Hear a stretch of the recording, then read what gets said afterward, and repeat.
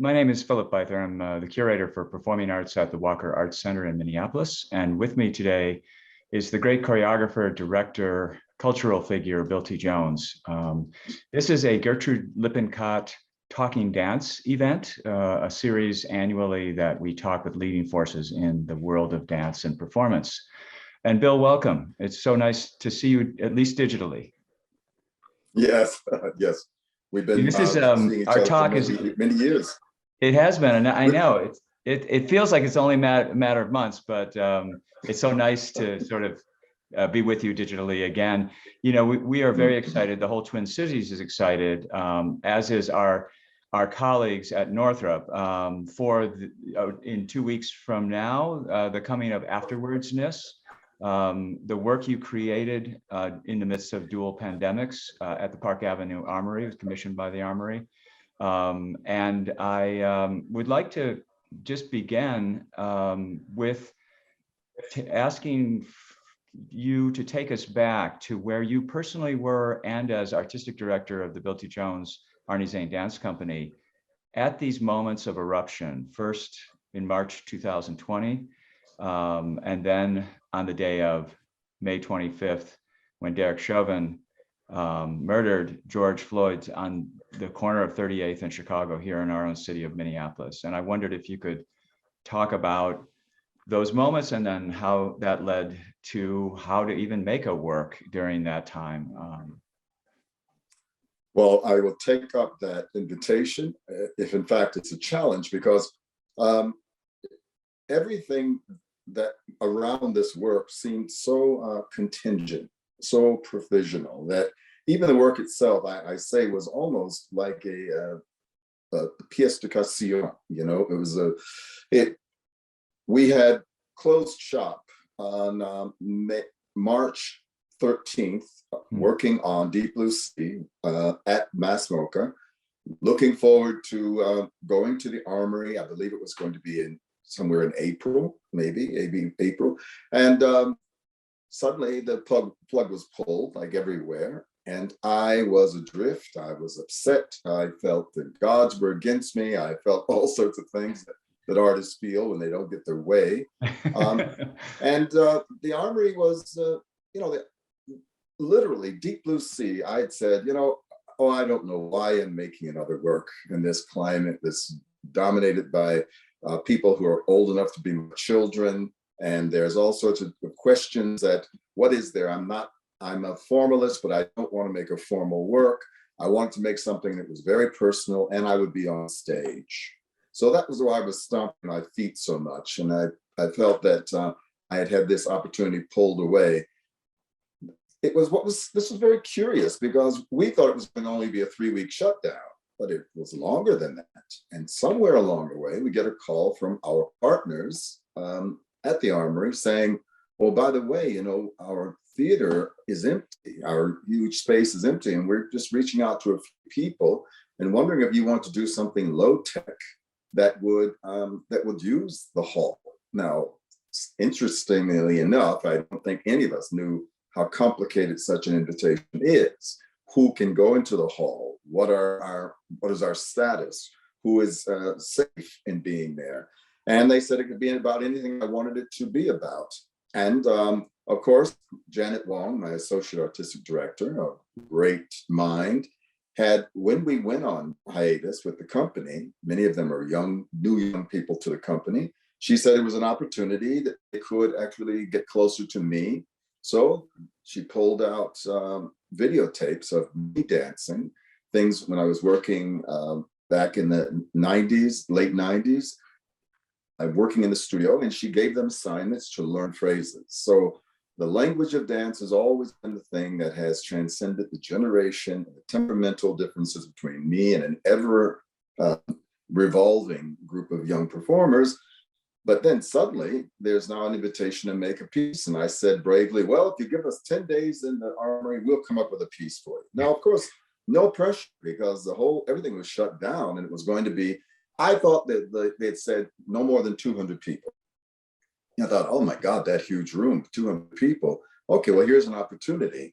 And Why just to don't, set the stage for yes. people who don't know the Armory, it is one of the most spectacular indoor venues in the world, really. And it is enormous. I mean, the amount of space you have to work in. Well, and that is what is the rub, because yes, we all want to work at the Armory, but it's very difficult to make a work that can succeed anywhere else except in the Armory. Right. And we wanted to make the huge space of virtue and the 200 people an opportunity that we did not have to sell a lot of tickets. We did not have to, we just had to use our imagination, how we could make an experience that would be immersive, since there was so much about social distancing going on at that time. So much, it still is, but so 200 people, there are all of these guidelines that the people themselves have to be 6 feet apart. And they have to be, I believe, 6 to 8 feet apart from the performers. The performers cannot touch each other. As you know, my work is built on the partnering that Arnie Zane and I did. It was very, very much about sweating and giving weight, taking weight. That's what I thought the poetry of the dance was. But now we were being forced into a formalism that did not allow for the mechanics of partnering, which was a challenge that turned out to be a real blessing. So around that time, I was in communication with some people who were progressive psychologists, psychoanalysts. And because quite frankly, I was looking for a Black psychotherapist. I felt that I wanted to talk to somebody.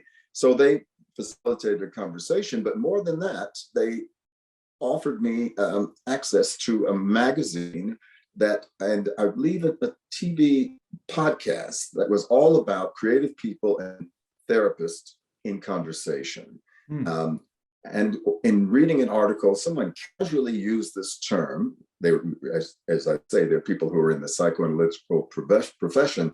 It was afterwardsness.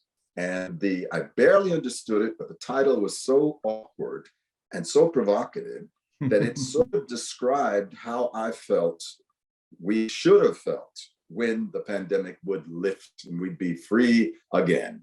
Little did I know we were barely in the middle of it.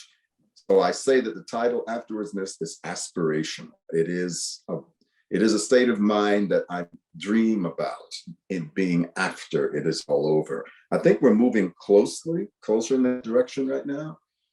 So the work, then the problem of what's it going to be? Already we knew we had a menu of phrases that people had learned remotely. They had videotaped themselves. We would meet periodically, and Janet and I would coach them through material that literally I had not done in 20 years. But it was exciting to have a young dancer struggling with the concepts that were very important to Janet and myself at that time. Pauline Kim, who was musical director for the company in an ad hoc manner, she and I were talking, and I told her that I was thinking of using Messiaen's famous Quartet for the End of Time, a work that had been very, very important in the 70s when I was in the university. And I remember, of course, I only remember it for its slow movements.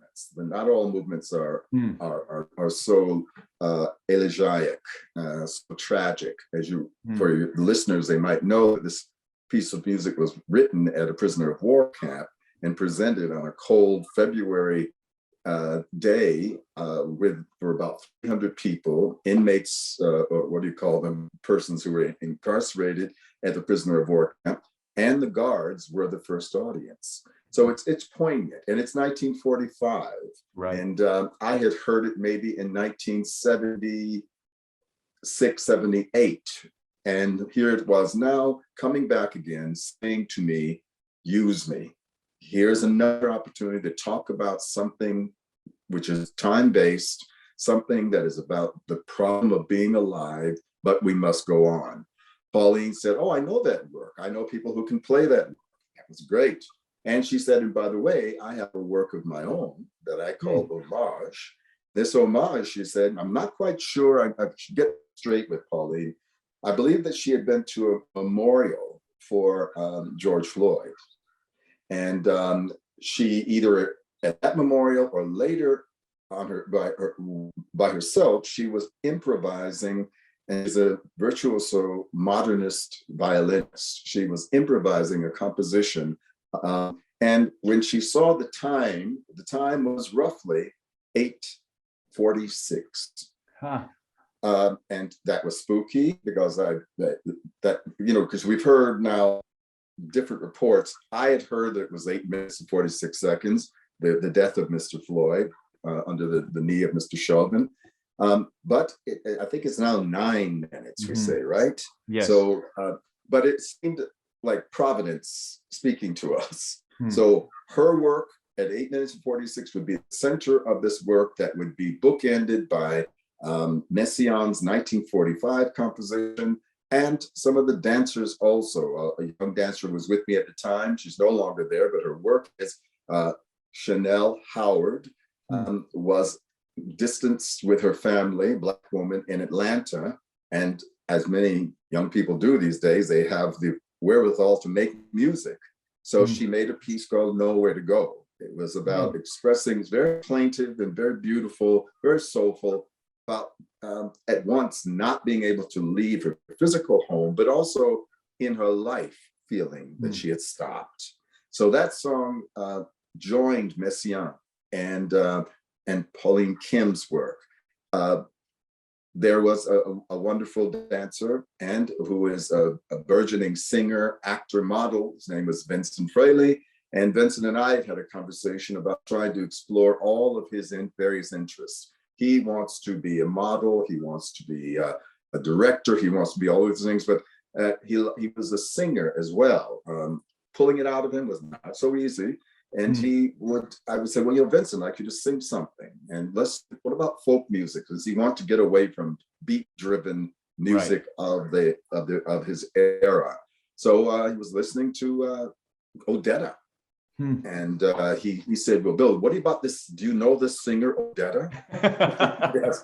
Yeah, I do know Odetta. Yeah, I do know her. And he said, there's this great song called Another Man Done Gone. I said, yes, I also know that one.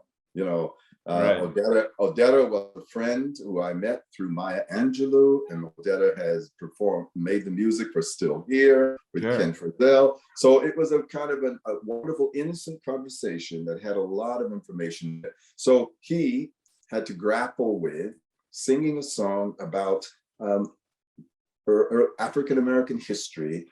Your listeners might know Another Man Done Gone. Another man done gone from the county farm, another man done gone. He had a long chain on. He had a long chain on. I didn't know his name. These are the lyrics. Now, these are for a generation like my generation, folk music generation, we knew these. And the references are very clear. The Chain Gang. My dad was on the Chain Gang. It's part of African-American history.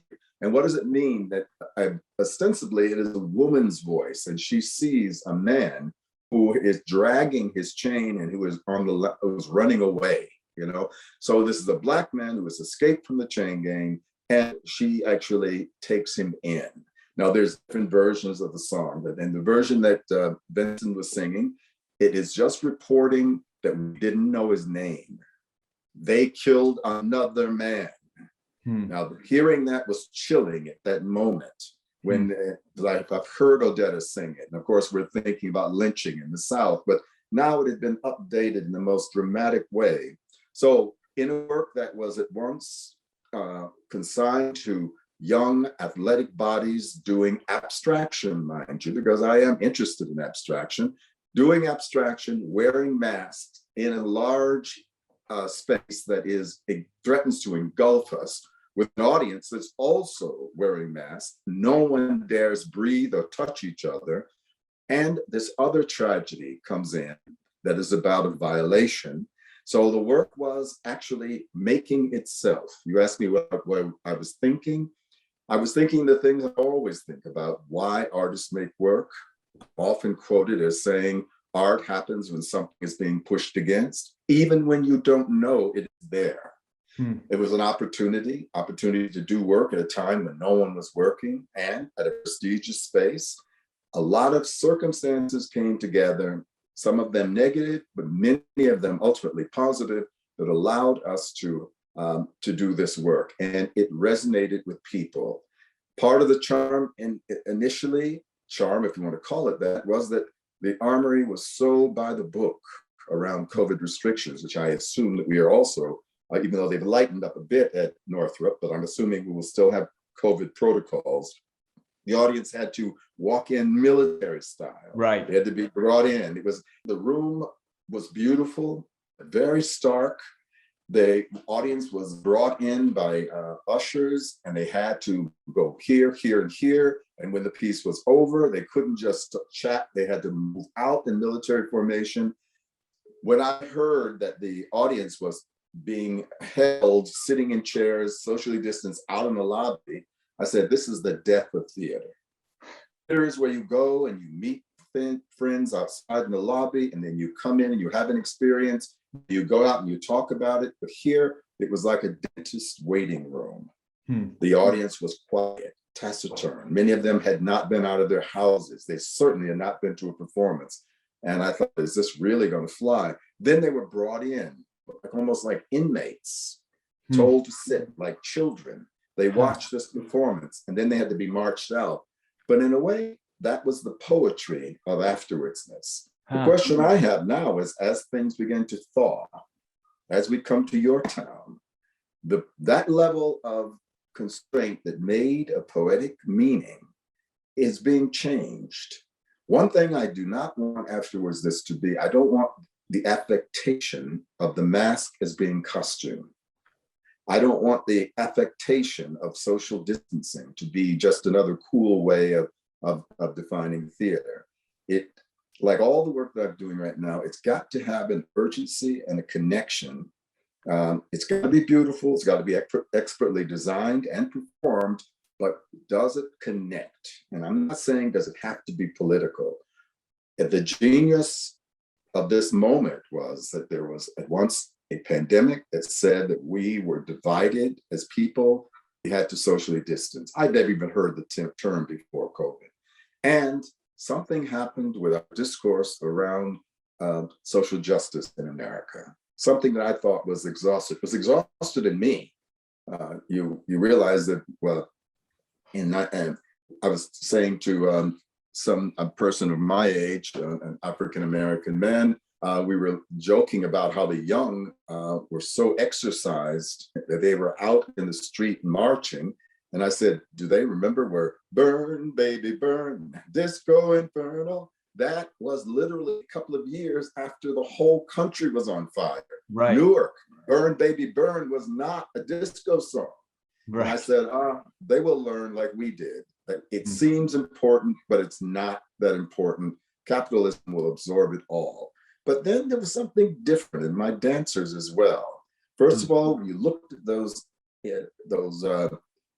demonstrations, they were truly multiracial.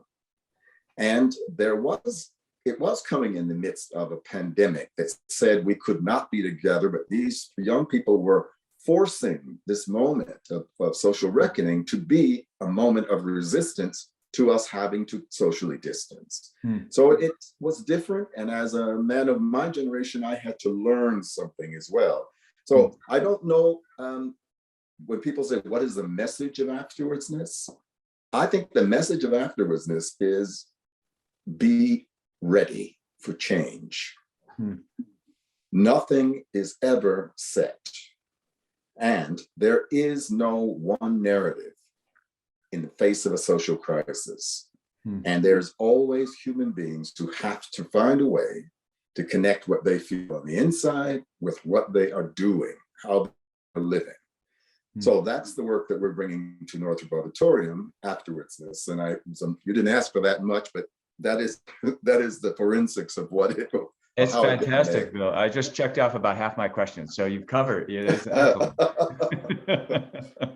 But I wondered, you've spoken in a few other interviews about, after the murder of George Floyd, and as a Black man in America, and having gone through other social and racial protest periods in American culture, that you again felt rage and felt intense anger and trauma that you said you still carry with you. I wondered if I could be so bold to ask you, what is it that white America doesn't get, even in the progressive left, about the trauma of that kind of violence against Black bodies?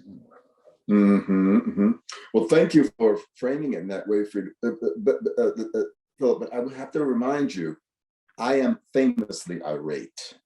Even in the best of times, I can be famously irate. I remember. Right. Yes, yes. And so I don't know, it wasn't that I rediscovered my rage, but I have been working psychotherapeutically to deal with depression and all of these issues. I am still trying to understand what Arnie Zane's death meant.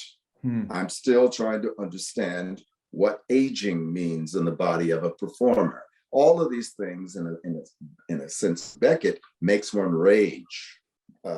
However, but you're saying, what does white America not know? I ask myself this around the question of when I look at women, hashtag me too.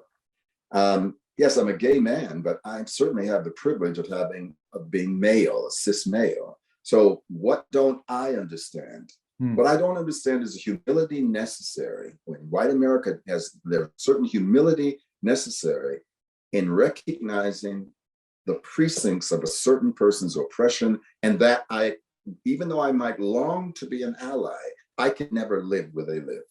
And I think oftentimes men, like white America, feels that they are doing a service to the oppressed. Oh, you poor thing. Right. You know, I understand. No, you don't understand. Well, what do you want to do? You're so angry. How can I embrace you? What can I do? Well, first of all, you've got to listen. And you've got to ask yourself serious questions about what do you really think whiteness is, or do you not even think about it? Right. I have never, even dancing with Arnie Zane in our celebrated interracial same-sex duet, we were a Black and white man on stage, even in the cool avant-garde. And the avant-garde did not know they had racial eyes. So it's taken crisis after crisis, and we're still not there. What is the truth of being alive when we can never get to the promised land? That is why I make art, and I'm not a politician. I'm not a scientist. It's almost a spiritual activity. Living together in all of our diversity demands an acute sense of negotiation, literally moment to moment, again, what I am seeing, what I am feeling, and what I know. We know that we should not be judging people by the way they look, but we all do it. What am I going to do with that? Why am I not a saint? Why am I not? So I tell people who are white people, who are liberal-minded people, how many Black people come in and out of your house on a week? How many people do you have have you ever embraced or kissed a Black person? Not in an obsessive way, working out a fantasy, but have you ever? We had a Saturday morning reading group around the COVID gave opportunities for these sort of things, and the Zoom. We were reading Isabel Wickerson's Caste. Caste, sure. And there were people on the call, well-meaning, people, my producer's father, a great man from Kansas, a white man, who tells a story about, he confessed that when he was a child, that he shook hands with a Black person and immediately washed his hands. He had never, years later, he hadn't had opportunity to even think about that. Now, he was not a bad person, but where did that come from? Right. Words like systemic racism, or is it structural racism? And what is the thing about critical race theory that's most challenging is that critical race theory, when you dig down into it, it's saying, stop making this so personal. You've got to realize it isn't only about bad guys are racist and good guys are not, but you're all a product of a system. Right. Now that's a big one right there. I don't know where people are in Minneapolis around critical race theory right now. It's an academic, political tool. What does it mean in a city that has been tarred now with this public horror that we saw a person killed. What do I learn? Once again, I grew up with my mother telling me stories of lynchings. I grew up where we were segregated in a town where I was going to school with the people that my parents were. But why was I shocked and hurt when I realized that my cool art world didn't know it had a racial problem? You didn't know that, Bill? What makes you think Trisha and Merce, all of those cool guys, they're still white people, good artists, right? So why were you so surprised? Why were you so sleeping? So that's what I would say to white America. Ask the personal questions, but understand that you're part of something much bigger than you are. Now, work on that. I wondered if you, I thank you for that. Was very very helpful and thoughtful response. And I wondered about our cities here. You know, you more than almost any other artist, certainly Black artist, have been to the Twin Cities so many times. We did 8 straight years of annual residencies. You've directed shows at the Guthrie. You came here in '81 with the Walker. You've been at Northrop 8 times, you know, usually always with the Walker co-presenting. You inevitably, you've worked in North High, you've worked in community settings, have experienced what is just being acknowledged now is an underground sense of inequity and structural racism here. And I wondered about bringing afterwardsness to the Twin Cities. Structural or systemic? Well, what word do you use? Structural or systemic?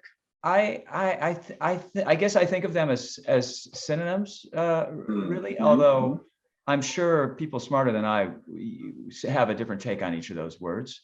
I use them interchangeably, which is maybe wrong, but. Yeah, I know, and I'm the same way, and I'm constantly being slapped about not being precise enough. You know? Yeah. Anyways, but your point was you were trying to just say about your experiences in the Twin Cities and how, in many ways, perhaps this part of the world has kept under wraps or denied its own racism and has said everything is great. We're all progressive, and you know, bringing this work to the Twin Cities. You know, do you have any memories or thoughts about you know, Minnesota and this work and your work in general? Well, I don't know. You were not in the picture. I think you might have still been in BAM or maybe in Burlington when Uncle Tom's Cabin was done. Yes, and you know one of the. And you did Promised Land on the stage of Northrop, right? Oh yes, right. And I said, but were you the person who was? I was at the Flint at the time, and we had an uprising there that I don't know if you recall, but. I love this moment where I came over the hill driving down to the Flint, and there were protests, you know, out in the front because the American Bible Institute or whatever had been protesting the whole show, wanted us to shut it down, and our director. Now this was Uncle Tom's Cabin. This is Uncle Tom's Cabin. Yeah, because God, I never knew that. I'm thinking of the Kansas one. The Kansas in Burlington, the religious right came after us and wanted us to shut it down. They said because kids were going to be exposed to all this nudity, you know, and there's always something, isn't there? Yeah. but just for the moment, Minneapolis, it was curious, and I had never talked to Ralph Lemon, another son of your Twin Cities, but when we were there, and I was working with John and Sage, and we were trying to canvass the community to find the widest demographic willing to fly in the face of Jesse Helms and other right-wing persons at the highest level of government protesting art that was un-American and obscene. Well, so we were right in the crosshairs. People told me, responsible people told me, oh, you know, but it's going to be difficult because there are no Black people in Minneapolis. Okay. Yeah, it's kind of remarkable, isn't it? Now, of course, they're just next door to St. Paul, which is a famous center of African-American life. But, you know, and you know, of course, I can't like criticize them because I was so innocent. Right. I was making a career. I was kind of being touted as people very seldom use the term Black artists. Remember those glorious days when I could just be a wild avant-garde irreverent artist. Right. But now it's like, now I have been you say it very easily, and I do it as well. Bill is a Black artist. You remember when you and I first met, Bill was not considered a Black artist No, right. because he was considered a quote avant-garde downtown Definitely. artist. Yeah. Bill has over time embraced that. Maybe because I have more confidence now in a body of work that does and does not depend on my racial description. But Minneapolis embraced that high-minded notion of myself. When I was at the Walker, this was a place that Merce Cunningham did important performances. Meredith Monk and Trisha Brown, all, did I even think that was Elio Pomari ever there? Who were the Black avant-gardists there in the 70s, 60s, and 70s when I was making my reputation? So I have a kind of a mixed feeling about Minneapolis. It was a place that embraced me, but we were innocent together. And my irateness was embraced to a certain degree because it just came with him being a kind of crazy artist type. Now we give it a name, and it's the rage that comes with racism. My rage is existential. Race being one of the things that is at stake right now. Right. Why does life hurt so much? Why are so many people, innocent people, run over by life? Right. And what can I do to be a more graceful, gracious person as I move toward the end of my life? These are questions, but thank you for growing with me. Thank you for calling me Black without having any guilt attached to it. Because that is just, that is one of the big challenges I think we all do, particularly persons who consider themselves progressives. Where are we if we cannot embrace what Martin Luther King says about free at last, thank God Almighty, I'm free at last? It seems that we've had to acknowledge that we're not free. I mean, women don't feel free. Trans people don't feel free. You've been following the David LaChapelle Absolutely, promise, right? Very complicated. So this is the domain of art, to talk about that craziness, that confusion. The art does not teach tidy lessons. I know that there were people who brought their children, Black people, and they're precious, Black people who trust this work, to come to see like the Lincoln work. And a woman in Arizona said to me, she came to a talk, she said, I thank you, Mr. Jones. She had an 8-year-old. I wanted them to come and see you and see this work, because there's things that I can't say that a work of art can say. Well, and I think that is the faith I have. I think that is the faith that you have, right? We're both cultural workers. Absolutely. Yeah, that's the only way. My executive director, Kim Cullen, as we try to steer New York Live Arts into the future, heard what I said on PBS, and your listeners should also tune into that show on PBS about Deep Blue Sea. And at the end, they're asking me, well, can art change things? I said, no, I don't think that art can change the world. However, I would like to make something that encourages people to keep living. Now, how's that for your Southern Baptist minister, right? And I'm not a Southern Baptist minister. I'm truly an alienated modern person who wants to believe that life is worth living. That is a kind of a challenge with all the things that we're talking about, race being one of them. Right.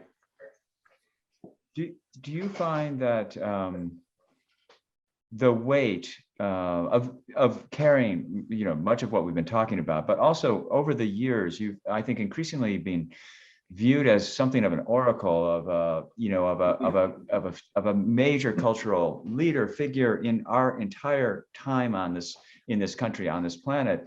Is there a weight that comes with that? Is there this sense of responsibility that's unfair to be put upon any single artist's shoulders, to be expected to deliver the wisdom or have the solutions to these enormous social questions? Yeah, this reminds me of Toni Morrison saying to me once, she said, Bill, I'm asked questions that people should be asking anthropologists. Right. And so that goes with the territory in a way of being an artist of color, I mean a Black artist, And it's kind of shorthand. I am.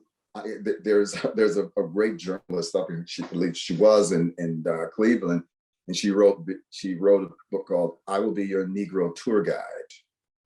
You know, and we've all been through the white fragility, right? Now, right. That white people need to be handled carefully, and they need to be encouraged to that.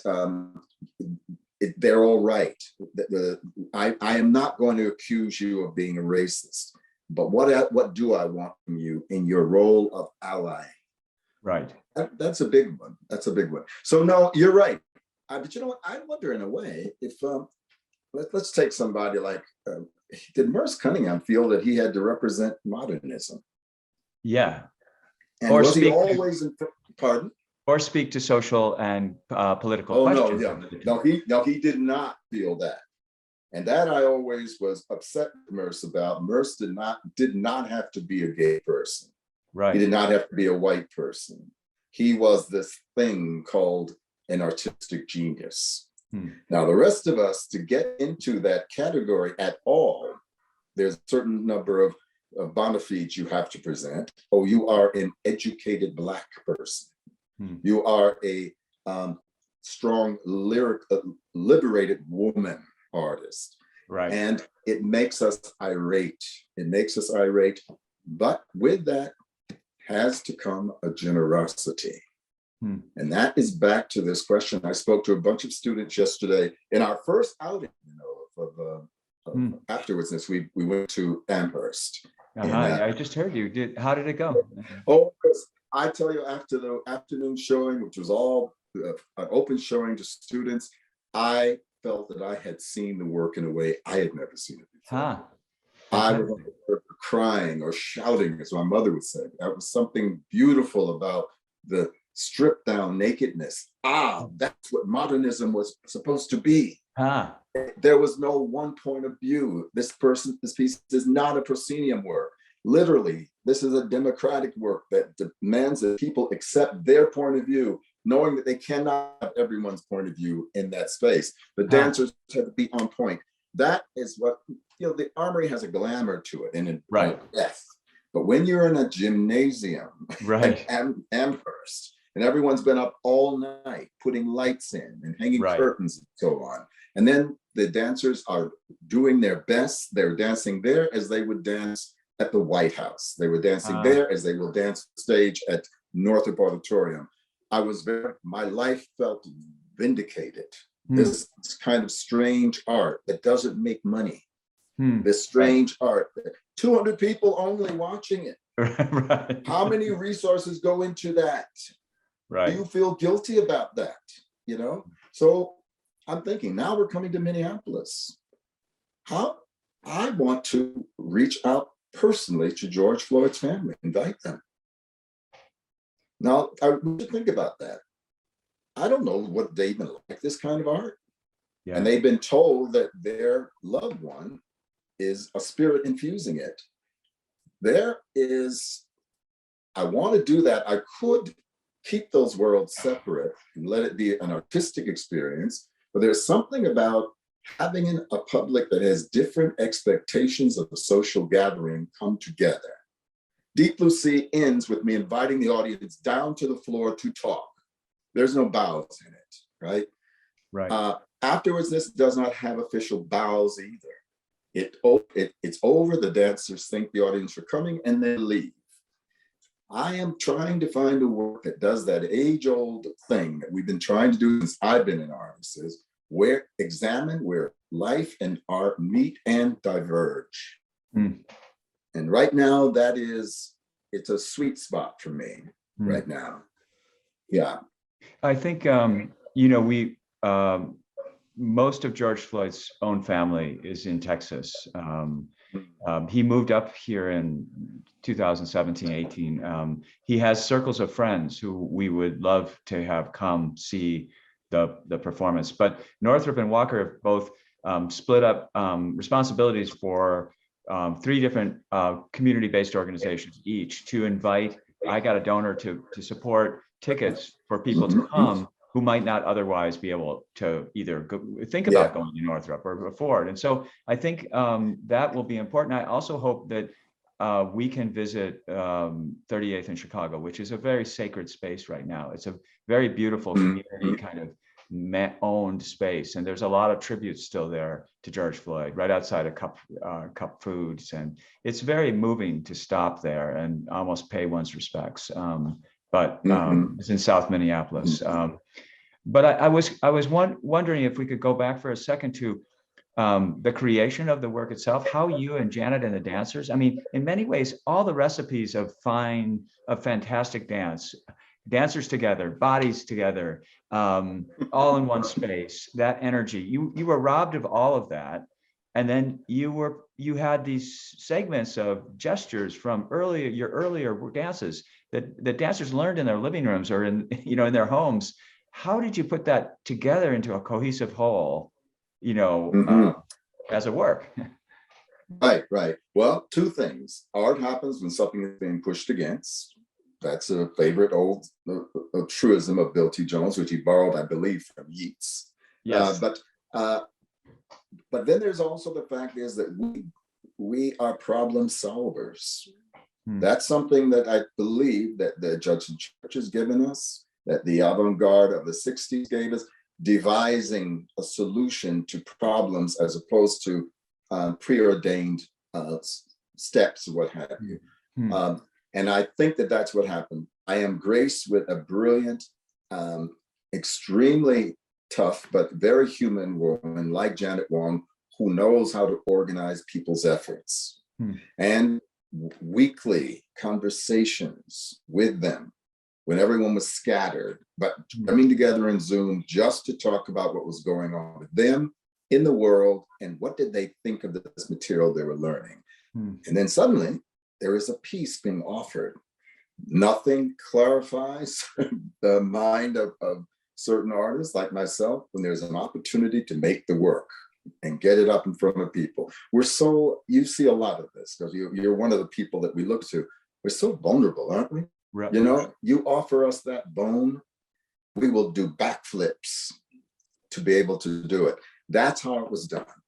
We and the Armory had the foresight and also the wherewithal to say, okay, Bill, you have 10 days in this room. What do you want to do with it? Oh, you want it to be socially distanced. Well, we have a first-rate designer of theaters who does all of our seating, and he'll work with you on that. A couple of Zoom calls, something comes in the mail that shows the seating, and then I go in and say, yes, I want to cut out what we call rivulets in the audience, but we have numbers in each. Well, we'll find other ways. So it was truly a group effort. Janet was on it. I was focused enough in what I do, which is to ring the bell. This is where the feeling is. This is what is going on. This is where our craziness, Bill's craziness, can be focused. You're angry about something. Well, it's going to be expressed in a way that does not name it, but it will be there. And we have great designers. We are problem solvers. And then you add the element of the remarkable range of music that you selected and involved, including Holland Andrews as experimental vocalist, composer, voice. That seemed to bring also a different level of emotion into it all as well. And it brings me to a question. But we could never have assumed, we could never projected what it's going to be. We don't do programmatics, really. It's a bias that we have, right? We don't do characters and we don't do programmatics, except somehow the world keeps saying, aha, this is now work about social injustice. Aha, it happened around AIDS. Right. It happened in my life. Oh, interesting. So other people apply those thematics to it in a certain way. Yeah. Yeah, they do. And you can either say they're lazy sons of bitches and they need to be fed something, or you say people need leadership, guidance, and they need to know what the right questions are to ask. And supposedly, as Kurt Vonnegut, the great curator at the Museum of Modern Art, told me Sure. once when I asked him why are artists important, he said, artists are faster than the rest of us. Huh. We have to trust that artists know things. They're imperfect people. I think many of us are lousy politicians. And I wouldn't want I'm not the parents, it's probably not good partners, but artists are there in a way to guard the ideas and the heart of society. And that is a mouthful. That is a mouthful. But that is what I think I take pride in this. We are, as I remember going to Kate Levin during the days of Bloomberg, Yes. trying to get money out of them, of course, and saying, well, we believe art is as important as highways and hospitals. I probably used that on you, right? Yeah. Is it as important as highways and hospitals? And we're back to that question again. Right. Yeah. Are we as important? And she said to me, oh, well, maybe it's more important. So she stole my thunder on that. And I had to think, well, what does she mean? Do I believe it could be more important than highways and hospitals? Huh. I don't know. Yeah. Defund the police. Defund the police. No justice, no peace. Is that the same thing as saying I have a right to be naked on the stage of Northrop Auditorium? Is that the same? Is that the same tenor? But we don't get to do that. We don't get to answer that. You people do, who are the people who are making these performance spaces work, and also critics and historians do it. Right. And I'm telling you how you feel about critics and historians. Your destiny is not your own as an artist. It's not. I wondered if we could, this has been so wonderful and I appreciate your time. I have two last questions that relate to the balance between the tensions and gifts of two things. You are a formalist, but your work also often has a strong emotional undercurrent. And do you feel like formalism and work that has an emotional core, or that even alludes to social or racial justice questions, are contradictory? Can they both exist? You somehow have melded them often in your. Well, they definitely, they definitely. I think, form is, there was a period, I think, when we were coming to you with things like, Ravel and the Schubert works, and I was saying to you, Table Project, that standing in Korea and looking at a 16th century celadon pot, form is the only thing that lasts. Now, what does that mean in a time-based medium? So that's the formalism part. What will people remember? The other thing is that there is no guarantee that a man singing a song about prison escapee, people dancing phrases informed by Trisha Brown, informed by classical ballet, being challenged by weightedness. Who is going to say, it was so moving, it made sense to me?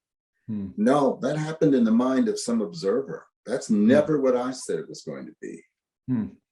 I am, as you heard me say before, I do have the infrastructure of a Southern Baptist. Now, what is that? That is, you've seen my mother. You know that she was able to stand on stage and actually find, Greeks called ecstasis, out of body. And hers was directed toward deity. What is Bill T's directed toward?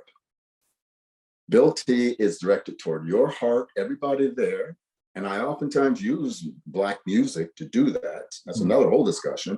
But also, there's something about Duchamp. You've heard me say this as well, Philip. We talked so many. Duchamp felt that art was primarily an intellectual activity. It comes in from through the eyes and goes to the brain.